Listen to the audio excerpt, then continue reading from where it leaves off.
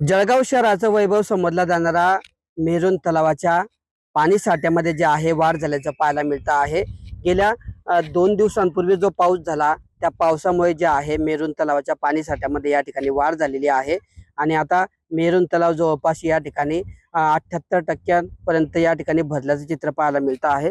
आपण आता मेरून तलावाच्या गणेश घाटाच्या बाजूने आहोत आणि या ठिकाणी ज्या मेरून गणेश घाटाच्या ज्या पायऱ्या आहेत जवळपास 7 पायऱ्या ज्या आहेत ते या ठिकाणी पाण्याखाली बुडाल्याचे चित्र आपल्याला पाहायला मिळतं आहे। आपण जर बघितलं तर त्या बाजूने तिथपर्यंत ज्या पायऱ्या होत्या या गेल्या काही दिवसांपूर्वी उघड्या पडल्या होत्या किंवा उघड्या होत्या, मात्र आता मेरून तलावाच्या पाणी साठ्यामध्ये सातत्याने वाढ होत असल्यामुळे या पायऱ्या ज्या आहेत या पाण्याखाली बुडालेल्या आहेत आणि त्यामुळे मेरून तलावाच्या पाणी साठ्यामध्ये वाढ झाल्याचे या निमित्ताने समोर आला आहे। गेल्या महिन्यामध्ये देखील 30 व 31 जुलै रोजी मोठा पाऊस जो आहे संपूर्ण जळगाव जिल्ह्यामध्ये झाला होता आणि त्याच दरम्यान मेरून तलावाच्या पाणी साठ्यामध्ये मोठी या ठिकाणी वाढ झाली होती।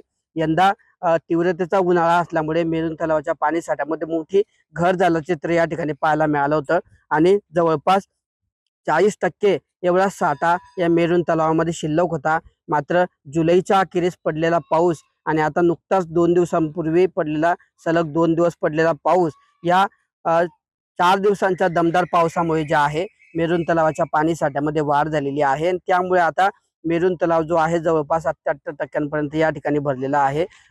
काही दिवसांपूर्वी मेरून तलाव जो होता या ठिकाणी कोरडा टाक पडण्याची चिन्ह होती। मागचा जो भाग आहे मेरून तलावाचा तो पृष्ठभाग देखील वर आला होता, मात्र आता पाणी साठ्यामध्ये वाढ झाल्यामुळे तो पृष्ठभाग आता पाण्याखाली बुडालेला आहे आणि जवळपास संपूर्ण तलाव या ठिकाणी भरल्याचं चित्र या ठिकाणी पाहायला मिळतं आहे।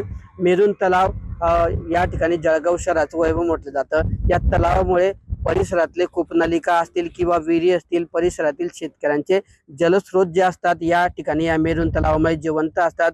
गेल्या वर्षी देखील मेरून तलाव या ठिकाणी 100% भरला होता आणि आता देखील तो जवळपास 78% भरलेला आहे। अजून 1.5 महिना जो आहे पावसाळ्याचा या ठिकाणी शिल्लक आहे आणि त्यामुळे या 1.5 महिना जर अजून दमदार पाऊस झाला तर सलग दुसऱ्या वर्षी या ठिकाणी मेरून तलाव या ठिकाणी 100% भरणार आहे। त्यामुळे निसर्गप्रेमींबरोबरच या ठिकाणी परिसरातील नागरिकांमध्ये मोठ्या आनंदाचं वातावरण या निमित्ताने पाहायला मिळतं आहे। किशोर पाटील, TV9 मराठी, जळगाव।